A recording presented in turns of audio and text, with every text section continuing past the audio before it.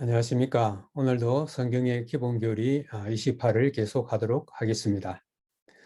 오늘은 제4번 이 교회론을 우리가 계속하겠는데 그 중에서 두 번째 남은 자손의 사명에 대해서 연구하도록 하겠습니다. 오늘은 이 계시록 12장을 중심으로 하여 연구를 하게 될 건데 앞으로 3주에 걸쳐서 오늘은 계시록 12장 용과 남은 자손의 싸움 예고, 그 다음 주는 계시록 13장을 중심으로 한 용의 두 동맹군, 그리고 세 번째 주는 계시록 14장을 중심으로 한 세 천사의 기별을 다루게 되겠습니다. 그런데 오늘은 계시록 12장을 중심으로 해서 용과 여자의 남은 자손과의 싸움 예고되어 있는데 그것이 무엇인지를 한번 생각해 보도록 하겠습니다. 용과의 3차 전쟁을 지금 여기에 이렇게 도표로 지금 여기에 표시하고 있습니다. 계시록 12장에서 1차 전쟁, 2차 전쟁, 3차 전쟁으로 되어 있는데 1차 전쟁은 하나님과 사탄 사이, 2차 전쟁은 그리스도와 사탄 사이, 3차 전쟁은 남은 자손과 사탄 사이 이렇게 되겠습니다. 먼저 1차 전쟁 하나님과 사탄 사이의 하늘 전쟁을 먼저 살펴보도록 하겠습니다. 계시록 12장 1절과 2절에 이렇게 소개하고 있습니다. 하늘에 큰 이적이 보이니 해를 옷 입은 한 여자가 있는데 그 발 아래에는 달이 있고 그 머리에는 12별의 간을 썼더라. 이 여자가 아이를 베어 해산하게 되매 아파서 애를 쓰며 부르짖더라. 여기에 나오고 있는 이 성경 말씀은 실질적인 것보다는 상징적인 것입니다.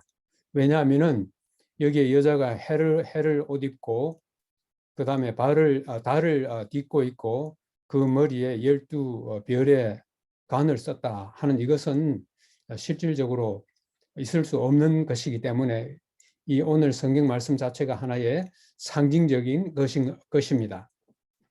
그렇다면 여기에서 이 여자가 입고 있는 이 해는 무엇을 의미하겠습니까? 우리가 말라기 4장 2절과 요한복음 8장 12절에 보면은 예수님께서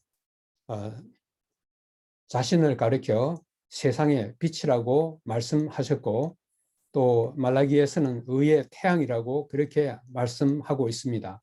다시 말하면은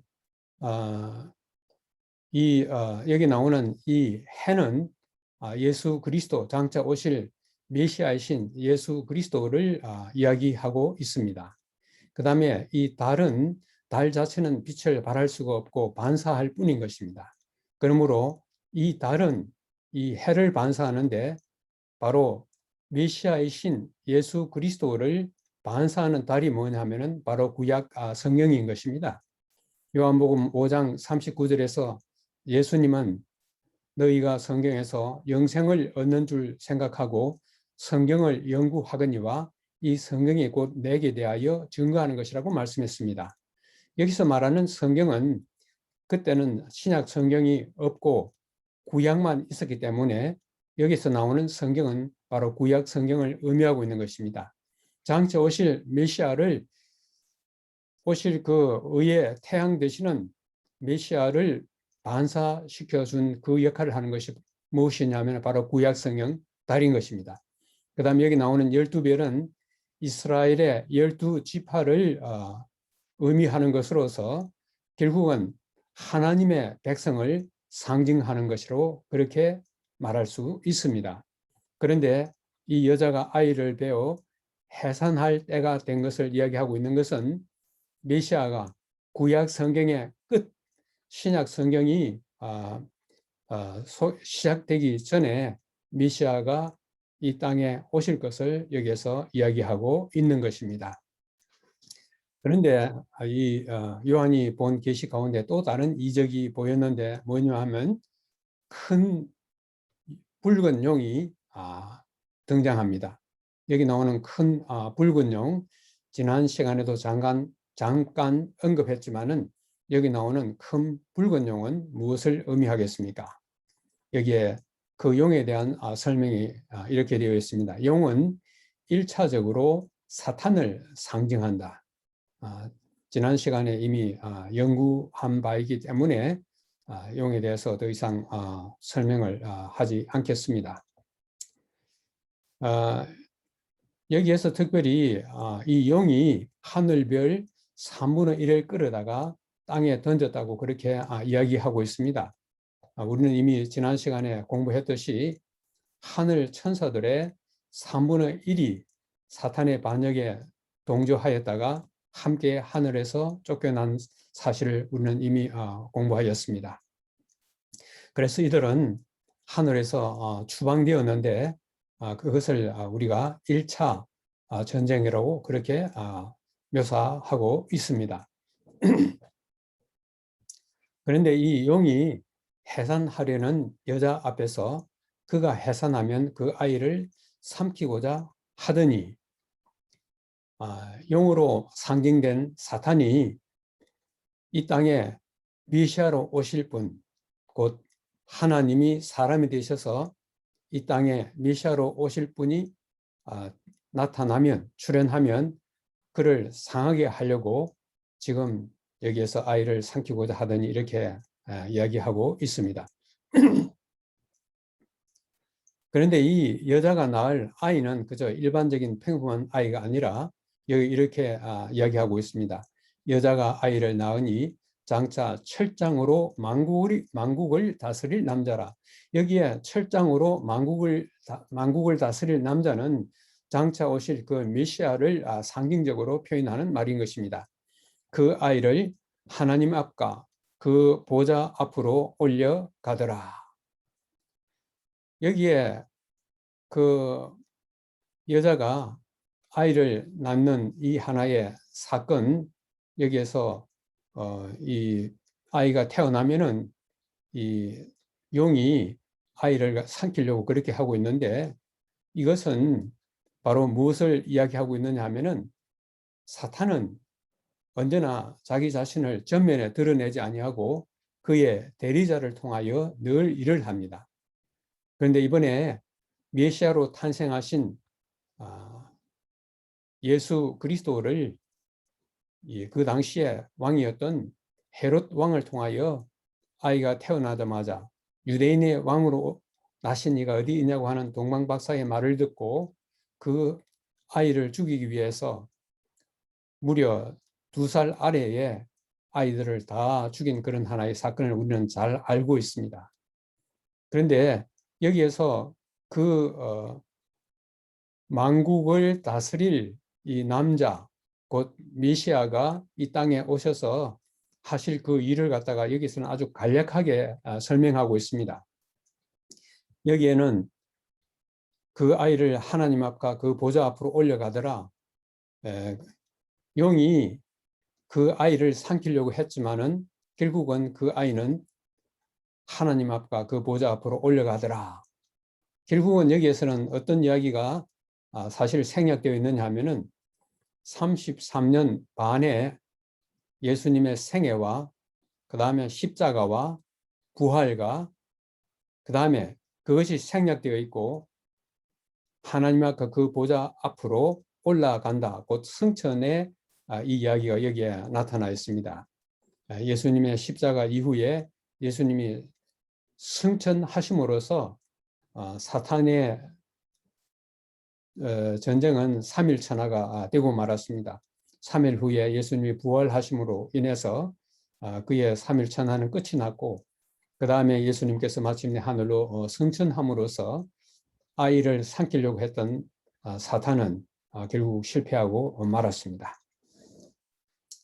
그래서 아까 말씀드린 것처럼 사탄의 대리자들은 사람들이 이 세상 일에 정신을 빼앗기도록 하여 그가 사탄이 그리스도의 사명과 사업을 거스르게 한다. 그래서 여기에 사탄의 대리자들은 하늘에서 함께 쫓겨난 타락한 천사들을 지칭하기도 하지만은 여기에는 사탄의 도구가 된 인간들을 또한 지칭하기도 하는 것입니다. 그러면 오늘 이야기에서 사탄의 대리자는 바로 헤롯 왕이었습니다. 여기에 여자는 하나님의 백성을 상징하는 것입니다.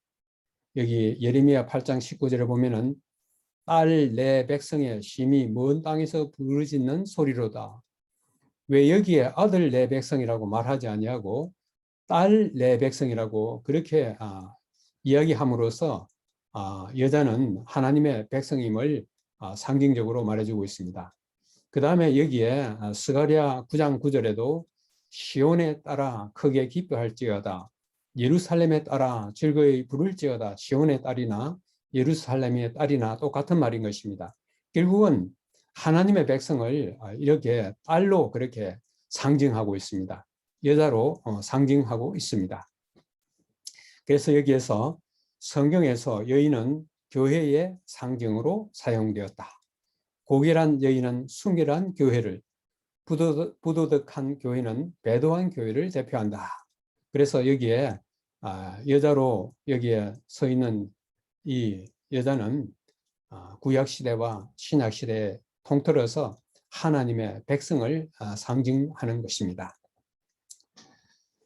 특별히 이 하나님의 백성을 지속적으로 이 여자로 계속적으로 표명하는 이유는 이미 우리 창세기 3장 15절에 있는 말씀처럼 에덴 동산에서 이 선악과를 따먹음으로 인하여 생긴 그 결과 거기에 대한 하나의 징벌이 가해지는 가운데서 내가 너로 여자와 원수가 되게 하고 네 후손도 여자의 후손과 원수가 되게 하리라. 이때로부터 시작하여 사탄과 이 여자 사이에 이런 하나의 원수지간의 이 것을 우리가 계속적으로 볼 수가 있는 것입니다. 그러므로 이 하나님의 백성을 여자로 그렇게 상징하는 것은 매우 적절한 표현이라고 생각하는 것입니다. 자, 이제 2차 전쟁, 예수님과 사탄 사이의 지상 전쟁입니다. 1차 전쟁은 하나님과 사탄 사이의 하늘 전쟁이었지만은 2차 전쟁은 예수님과 사탄 사이의 지상 전쟁이 되겠습니다. 여기에 계시록 12장 7절에서 9절까지 이런 말씀이 있습니다. 하늘에 전쟁이 있으니 미가엘과 그의 천사들이 용과 더불어 싸울새 용과 그의 천사들과 싸우나 이기지 못하여 다시 더 이상 하늘에서 그들이 있을 곳을 얻지 못한지라 그가 땅으로 내쫓기니 그의 사자들도 그와 함께 땅으로 내쫓기니라. 우리는 12장 초반부에서 이 용이 하늘별 3분의 1을 끌어다가 땅에 던졌다고 그렇게 이야기하고 있습니다. 그런데 하늘에서 쫓겨났지만은 우리는 지난 시간에 이미 본 것처럼 욥기와 그리고 스가랴 3장에서 이 사탄이 하늘 회의에 참석하도록 허용이 되는 그것을 보았습니다. 그래서 하늘에서 쫓겨났지만은 여전히 사탄은 하늘에 갈 수 있는 그런 것이 허용되었습니다. 그런데 여기서 이번에는 이기지 못하여 다시 더 이상 하늘에서 그들이 있을 곳을 얻지 못한지라. 이걸 보면은 1차 전쟁에서 패했지만은 그래도 하늘에 접근할 수 있는 그런 것이 용인되었는데 여기서는 이제는 더 이상 하늘에 갈 수 있는 그 길이 완전히 막혀버린 것을 볼 수가 있습니다. 이것이 무엇을 의미하는지를 좀 더 세밀하게 한번 살펴보도록 하겠습니다. 여기 10절과 12절에서는 우리 형제들을 참소하던 자, 곧 우리 하나님 앞에서 밤낮 참소하던 자가 쫓겨났고 좀 전에 말씀드린 것처럼 욥기와 그 다음에 스가랴에서 하나님 앞에서 형제들을 사탄이 참소하는 그런 장면이 나왔습니다. 이제 그 참소하던 자가 쫓겨난 것입니다. 하늘과 그 가운데 거하는 자들은 즐거워하라. 그러나 땅과 바다는 화 있을진저. 여기 나오는 땅과 바다는 우리가 사는 바로 이 땅을 의미하고 있는 것입니다. 이는 마귀가 자기의 때가 얼마 남지 않은 줄을 알므로 크게 분내어 너희에게 내려갔습니다. 여기에 이제는 이 하나의 2차 전쟁의 그 결과로 인해 가지고 사단과 그와 함께 쫓겨난 이 타락한 천사들의 활동 공간이 이제는 이 지구에 한정적으로 이제는 제한되었습니다. 좀 더 넓게 말하면 우리가 사는 이 태양계에 완전히 한정되어 있습니다. 그래서 이 땅으로 쫓겨났기 때문에 땅과 바다는 화 있을진저라 그렇게 이야기하고 있습니다. 이 마귀가 1차, 2차 이제는 전쟁에서 패하고 그렇기 때문에 이제는 마지막 싸움을 위해서 이제는 그가 크게 분내어 그렇게 여기 이야기하고 있는데 그 이유 가운데 하나가 자기의 때가 얼마 남지 않은 줄을 알므로 이 마귀의 2차 전쟁은 조금 후에 보겠지만은 곧 십자가에서 그가 2차 전쟁에서 완전히 이제 패배했습니다. 그런데 이때에 자기의 때가 얼마 남지 않았다 그랬는데 예수님의 십자가 이후로 지금까지 2000년이 넘는 시간이 벌써 지나갔습니다. 2000년이라는 시간은 우리에게 아주 굉장히 큰 하나의 그런 시간이지만은 영적인 세계에 있어서 2000년은 아무것도 아닌 것입니다.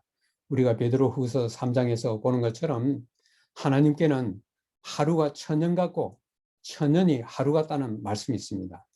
그러므로 이 2000년이라는 시간도 영적인 세계에 있어서는 우리의 이틀에 해당되는 아주 짧은 시간인 것입니다. 그렇기 때문에 사탄은 자기의 때가 얼마 남지 않은 것을 갖다가 알고 크게 분내어 내려갔다고 그렇게 표현하고 있습니다.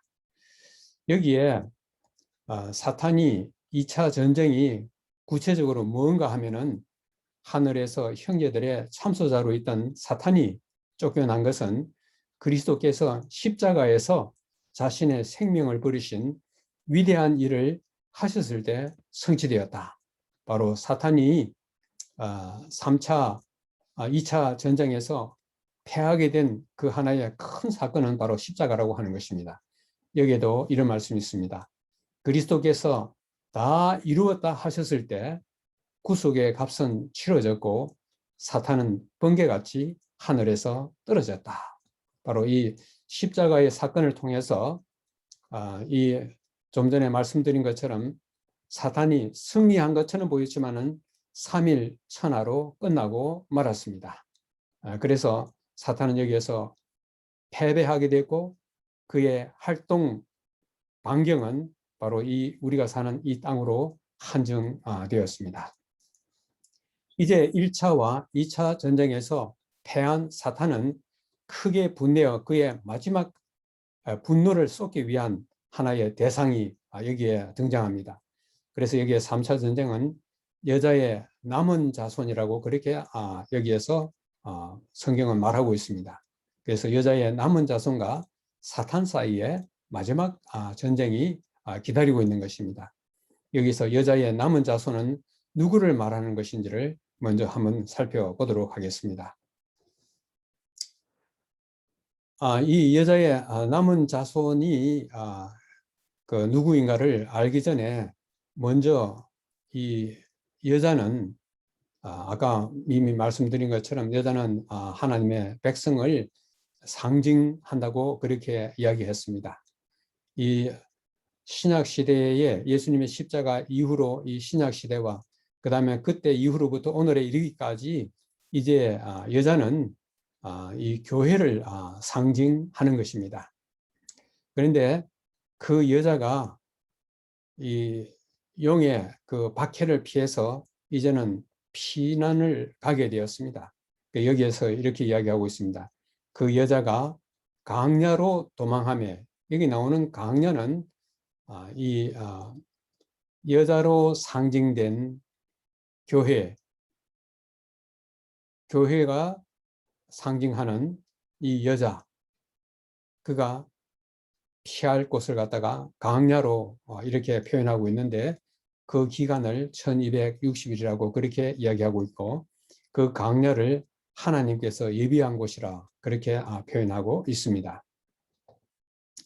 여기 13절과 14절에는 앞에 말한 것과 한번 비교해 볼 때 용이 자기가 땅으로 내쫓긴 것을 보고 남자를 낳은 여자를 박해하는지라, 곧 이 교회를 박해하는지라, 그 여자가 큰 독수리의 두 날개를 받아 강야, 곧 강야 자기 곳으로 날아가서 거기서 뱀의 낯을 피하여 한때 두때 반때를 양육받았다, 이렇게 이야기하고 있습니다. 이 이스라엘 백성들이 출애굽할 때에 애굽에서부터 이스라엘을 구원하신 하나님의 그 구원 역사를 큰 독수리 날개로 표상한 것처럼 여기서도 그렇게 큰 독수리의 두 날개로 그렇게 이야기하고 있습니다. 앞에는 용이로 이야기했지만 여기에는 뱀으로 그렇게 이야기하고 있습니다. 앞에는 1260일이라고 이야기하고 있지만 여기에서는 한때, 두때, 반때를 이렇게 이야기하고 있습니다. 이 두 개를 한번 종합해서 한번 생각해 보겠습니다. 용이 여자를 박해하는 것이 계시록 12장 5절과 6절 그리고 13절과 14절에 되어 있는데, 여기에 보면은 이 강야, 교회가 피할 하나의 피난처를 강야로 그렇게 표현했고, 그 피난 그 기간을 1260일이라고 했는데 여기는 한때, 두때, 반때로 그렇게 이야기했는데, 이 강야를 하나님께서 예비한 곳이라고 그렇게 여기에 표현하고 있습니다. 그런데 오늘 여기에서 이 여자가 피난하여 있는 그 기간을 또 다른 말로 하면은 용이 여자를 핍박하는 그 기간을 삼중으로 이 연대를 보여주고 있는데, 그 연대는 동일한 연대라고 하는 것을 여기에서 좀 이야기하고 싶습니다. 그러므로 여자가 박해를 받는 그 기간, 용이 여자를 박해하는 그 기간이 참으로 확실하고 분명한 것을 삼중으로 여기서 표현해 주고 있습니다. 여기에 계시록 11장에서는 그리고 13장에서는 그들 이방인들이 거룩한 성을, 여기 나오는 거룩한 성은 하나님의 백성이고, 여기에 이방인들로 표현된 것은 용의 대리자들을 여기서 이야기하고 있습니다. 42달 동안에 짓밟으리라. 그 다음에 11장 3절에는 그들이, 여기 나오는 그들은 두 증인입니다. 굵은 베옷을 입고 1260일을 예언하리라. 여기 나오는 두 증인은 다음에 보겠지만은 바로 구약 성경을 상징하고 있습니다. 그 다음에 그 여자가 계시록 12장에서는 뱀의 낯을 피하여 한때, 두때, 반때를 양육받고 있다, 이렇게 이야기하고 있습니다. 여기 보면은 42달이 나오고 1260일이 나오고 한때, 두때, 반때, 이 세 개의 각기 다른 날수들로 이렇게 표현되어 있는데, 이것을 구체적으로 한번 살펴보겠습니다. 성경에서 이 예언상으로 어떤 날짜를 말할 때, 예를 들면 한 달은 오늘날 우리처럼 뭐 30일, 31일, 29일 이런 식이 아니라, 이 성경에서 말하는, 이 예언상에 말하는 이 달수는 완전수인 것입니다. 다시 말하면 한 달은 30일입니다. 그래서 42달은 42달 곱하기 30 하면 1260일이 되는 것입니다. 그 다음에 한때, 아까 여기 1260일이 이미 나왔고, 한때, 두때, 반때는 뭘 이야기하는가? 여기에 대한 이 한때 하는 이것에 대한 해답이 다니엘 11장 13절에 나옵니다. 거기에 몇 때, 곧 몇 해, 그거는 때는 곧 해라고 하는 것을 이야기하고 있는 것입니다. 이것은 우리 한글 성경이 참으로 그 원문에 맞게 잘 번역하였다고 생각됩니다.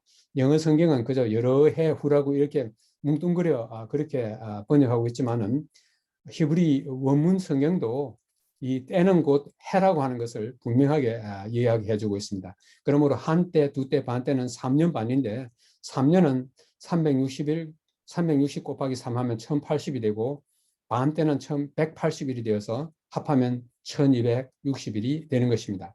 그러므로 42달, 1260일, 한때, 두때, 반때는 동일한 기간을 표현하는 숫자로서 그것은 1260일을 말하고 있는 것입니다. 성경 예언상 하루는 1년을 상징한다고 하는 것은 민수기 14장 34절과 에스겔 4장 6절에서 밝히 말하고 있습니다. 그러므로 여기서 말하는 이 용이 여자를 핍박하는 그 기간, 다시 말하면 용의 대리자가 이 여자를 상징하는 이 교회를 핍박하는 그 기간은 538년에서 1798년에 해당되고 있습니다. 여기에 대한 더 상세한 내용은 이 다니엘서와 계시록을 공부하면 더 자세히 알 수가 있습니다. 이제는 본론으로 되돌아와서 계시록 12장 17절, 계시록 12장의 마지막 절에 이런 말씀이 있습니다. 용이 여자에게 분노하여 돌아가서 그 여자의 남은 자손, 아까 말씀드린 것처럼 여자는 교회를 상징한다 그랬고, 그 교회의 이 마지막 시대에 남은 교회, 그 여자의 남은 자손은 이 마지막 시대에 이 하나님의 교회가 되겠습니다. 그 여자의 남은 자손의 그 특징이 뭐냐면은 그들은 하나님의 계명을 지키고 예수의 증거를 가진 자들인 것입니다. 이들과 싸우려고 바다 모래 위에 지금 용이 서 있는 것입니다. 여자의 남은 자손이 될 수 있는 세 가지 조건이 나와 있습니다. 첫째는 이들은 하나님의 계명을 지키는 자들입니다. 두 번째는 이들은 예수의 증거를 가진 자들입니다. 세 번째는 이들은 시간적으로 적어도 19세기에 어느 시점에 등장할 것입니다. 이것들을 성경을 통해서 한 번씩 차근차근 살펴보도록 하겠습니다. 첫째, 우선 이들은 하나님의 계명을 지키는 자들이라 그렇게 이야기했는데, 오늘날 교회들은 누구나 다 하나님의 계명을 지키고 있다고 그렇게 이야기하고 있습니다. 그러나 이 계명 가운데서 가장 특징적인 것이 뭐냐면은 바로 이 계명 가운데서 넷째 계명인 안식일입니다. 제7일 안식일입니다. 오늘날 모든 교회들이 계명을 지키고 있다고 그렇게 주장하고 있지만은 이 넷째 계명인 제7일 안식일을 지키고 있는지 우리가 살펴봐야 할 것입니다. 그 다음에 두 번째는 그들은 예수의 증거를 가진 자고 그렇게 이야기하고 있는데, 이 예수의 증거가 무엇인지를 계시록 자체가 여기에 대하여 해설해 주고 있습니다. 19장 10절에 그가 천사가 나에게 말하기를 나는 너와 및 예수의 증거를 받은 내 형제들과 같이 된 종이니 예수의 증거는 예언의 영이라. 여기에 대표적인 영어 성경 번역본인 NIV 신국제역에는 예언의 성령이라고 그렇게 번역을 하였습니다. 예수의 증거는 예언의 성령이라. 그런데 이제 이 고린도전서 12장에 보면은 성령의 이 선물 가운데서 은사는 여러 가지나 성령은 같고 그 많은 그 은사 가운데서 어떤 사람에게는 성령으로 말미암아 예언하는 은사를 주신다고 말씀하고 있습니다. 성령께서 우리들에게 직접적으로 말씀하지 아니하시고 언제나 대리자를 통하여 말씀하십니다. 사람을 통하여 말씀하시는데 우리는 그것을 갖다가 예언자 혹은 선지자라고 그렇게 말할 수 있습니다. 그렇기 때문에 예수의 증거는 예언의 영이라, 이 말은 곧 선지자 혹은 예언자가 등장할 것을 예고하는 것입니다. 계시록 19장 10절에 대해서 어떤 주석은 이렇게 정의하였습니다. 예수의 증거를 가진 형제들은 선지자의 영감을 받은 소유자들이다. 다시 말하면 예수의 증거는 예언의 영이라 하는 그 말 속에는 장차 선지자 혹은 예언자가 등장할 것을 예고하고 있는 것입니다. 우리 여기 계시록 19장 10절과 계시록 22장 9절을 한번 대조해 보면 거기에도 이 마지막 때에 이 선지자 등장을 예고하고 있습니다. 계시록 12장 17절 자체가 마지막 때에 일어날 하나의 사건이기 때문에 19장이나 22장의 이 사건도 이 마지막 때와 관련된 그런 성경 구절인 것입니다. 여기에 이 두 구절을 살펴보면 거의 다 똑같은, 거의 단어와 단어가 거의 같은 하나의 그런 말로 나오고 있는데, 특별히 여기에서 나는 너와 및 예수의 증거를 받은 내 형제들과 같이 된 종이니 오직 하나님께 경배하라. 나는 너와 네 형제 선지자들과 함께 된 종이니 하나님께 경배하라. 특별히 여기에서 네 형제들이라 하는 말을 네 형제 선지자들이라 그렇게 표현했습니다. 그리고 보면은 여기 마지막 때에 선지자가 등장할 것을 예고하고 있는 것을 여기에서 볼 수가 있습니다. 이 여자의 남은 자손, 그 남은 교회의 출현과 그 시대적인 한 배경을 차근차근 한번 살펴보도록 하겠습니다. 계시록 11장 여기 3절, 4절, 7절을 보면은 하나님의 두 증인 신구약 성경이 핍박을 받을 것에 대해서 계시록 11장 3절과 4절을 이야기하고 있는데, 거기에 뭐가 나오냐 하면은 42달이 좀 전에 본 이 42달, 그것은 곧 1260일이고 그것은 1260년이고 그것은 538년에서 1798년에 해당되는 것인데, 우리는 이 시기를 일컬어서 종교 암흑 시대 혹은 중세 시대라고 그렇게 표현하고 있습니다. 여기에서 이 중세 기간 동안에 로마 교황권이 교회를 박해한 그 역사적인 사건이 나오고 있고, 그 1260년의 그 끝인 1798년에 로마 교황권이 몰락한 사건이 거기에 나오고 있습니다. 그 다음에 두 번째 계시록 11장 7절에는 무적행으로부터 올라온 짐승이 나오는데, 이것은 프랑스 혁명을 일컫고 있습니다. 그것은 1789년 이 로마 교황권이 몰락하게 된 그 직접적인 원인이 바로 이 프랑스 혁명입니다. 이것은 다음 주에 더 자세하게 공부하게 되겠습니다만은 프랑스 혁명으로 인한 이 핍박은 그렇게 긴 기간이 아니고 아주 짧은 기간이 됩니다. 여기에 나오는 이 두 증인은 신구약 성경을 상징하는 것입니다. 그런데 이 프랑스 혁명에 의해서 이 신구약 성경이 박해를 받는 그 일이 있지만은 이 두 증인이 하늘로 올라간다고 이야기하고 있습니다. 다시 말하면은 성경의 회복을 말하고 있습니다. 프랑스 혁명이 일어난 1789년부터 몇 년간에 걸쳐 이 프랑스는 이 성경이 그들부터 모든 사람들의 성경을 보지 못하도록 그 모든 성경을 몰수하고 모든 성경을 다 태워버리는 이런 엄청난 일들이 일어났을 때, 프랑스는 무정부주의가 되어서 완전히 걷잡을 수 없게 된 그런 상태에 이르게 되었을 때, 프랑스 정부는 이 이유가 이 성경을 이렇게 몰수한 것이라는 사실을 그들이 깨닫고 성경을 회복하게 하게 되었는데, 1793년에 프랑스 의회가 성경을 다시 읽도록 허용되었습니다. 이것을 계기로 해서 1804년에 영국 성서공회가 조직되었고 1816년에는 미국 성서공회가 설립하게 되었습니다. 그 다음에 계시록 11장 19절에는 이 요한은 하나님의 성전이 열리는 장면을 보았고, 거기에 하나님의 언약궤가 있는 것을 보게 되었습니다. 이 하나님의 언약궤가 있는 것은 바로 이 성소 가운데서 하늘 지성소를 일컫고 있습니다.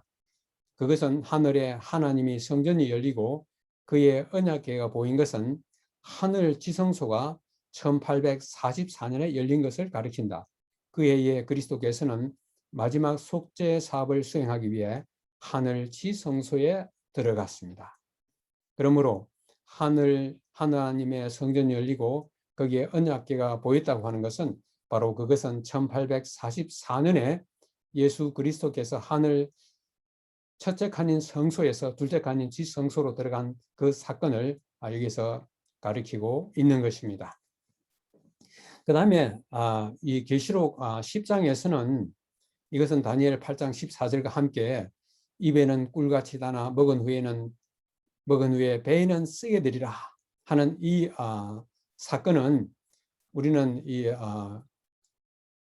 다니엘 8장 14절 연구하던 2300주에를 연구하던 윌리엄 밀러에 의한 재림 운동이 있었는데 예수님의 재림이 곧 있을 것이라고 하는 그 사실이 꿀같이 달았지만은 그렇지만 그날에 예수님이 오시지 아니함으로 인해서 배에는 쓰라리게 되는 그런 하나의 사건이 나오게 있습니다. 그런데 그것으로 끝나지 아니하고 그 다음에 무슨 말이 나오냐 하면은 많은 백성과 나라와 방언과 임금에게 다시 예언하여야 하리라. 다시 예언하여야 하리라. 예수님께서 이 재림하실 것이라고 하는 그 하나의 사건이 하나의 해프닝으로 끝나지 아니하고 이 사건이 다시 예언하여야 하리라 했는데 문제는 누가 예수 그리스도의 재림을 다시 예언할 것인가 하는 이런 하나의 질문이 여기에 일어나는 것입니다. 지금까지 말한 이 성경 예언상 이 시대적인 배경을 요약하면은 이렇습니다. 1789년에 프랑스 혁명이 일어났고 1798년에 로마 교황권이 몰락하고 그 다음에 1844년에 밀러의 재림운동이 일어났는데 이것은 초교파적인 운동으로 이렇게 일어났습니다.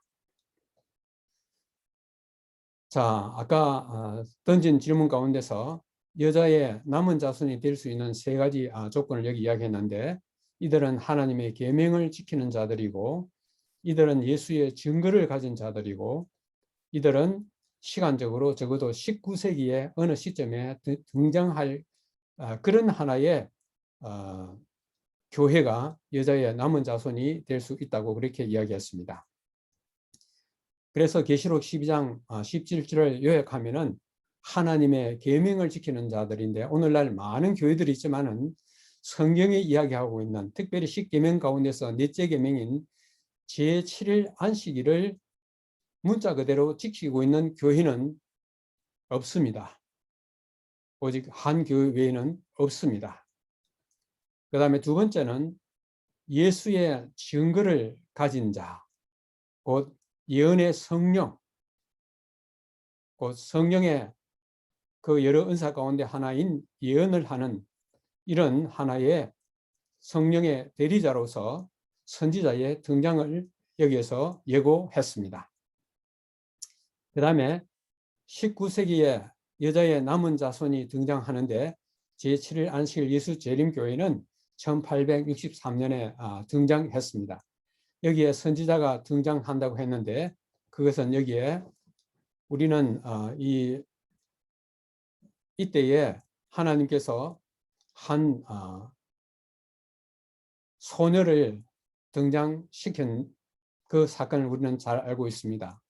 여기에 1827년에서 1915년에 이르는 엘렌 G. 화이트의 그 하나의 일생을 우리가 잘 알고 있습니다. 그녀는 약 70년 동안에 무려 2000번의 계시와 꿈들을 통해서 하나님의 기별을 전하였습니다. 그리고 수많은 책들을 출판하였습니다. 엘렌 G. 화이트이 등장할 이 시점에 선지자라고 자칭하는 또 다른 선지자들이 등장했습니다. 앤 리라고 하는 쉐이커 교도들의 창시자인 앤 리라는 선지자가 등장했고 몰몬교회의 창시자인 조셉 스미스도 이 비슷한 시기에 등장하였습니다.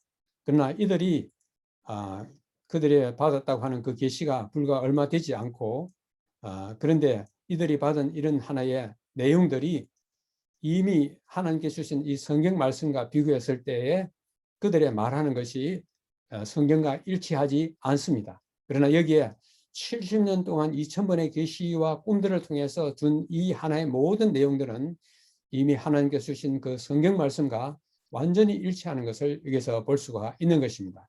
그러므로 오늘의 이 연구를 통해서 우리가 도달할 수 있는 하나의 결론은 이것입니다. 앞서 말한 세 가지의 조건에 맞는 교회는 오직 하나밖에 없습니다. 그것은 바로 제7안식일 예수 재림 교회는 이 모든 조건에 부합하는 오직 하나의 교회인 것입니다. 혹자는 이것을 성경을 아전인수격으로 그렇게 받아들인다고 그렇게 말할 수 있을 것입니다. 이것을 갖다가 우연이라고 그렇게 말할 수도 있을 것입니다. 그러나 성경을 참으로 양심적으로 정직한 마음으로 연구하는 사람들은 오늘 여기에서 연구되고 있는 이 말씀이 결코 우연이 아니며 결코 아전인수가 아닌 문자 그대로 성경에 철저하게 기초된 결론이라고 하는 것을 알게 될 것입니다. 새로운 한 주일을 또 이 말씀을 또 유념하면서 하나님의 마지막 남은 교회에 용이 분노하여 싸우고자 하는 그 대상이라고 하는 것, 바로 이것은 용이 분노하여 싸우는 대상이기도 하지만은 하나님께서 철저히 이 교회를 지켜주시고 보존하시는 교회라고 하는 것도 사실인 것을 기억하면서 한 주를 새롭게 사시는 여러분 되시기를 바라면서 오늘의 연구를 마치도록 하겠습니다. 감사합니다.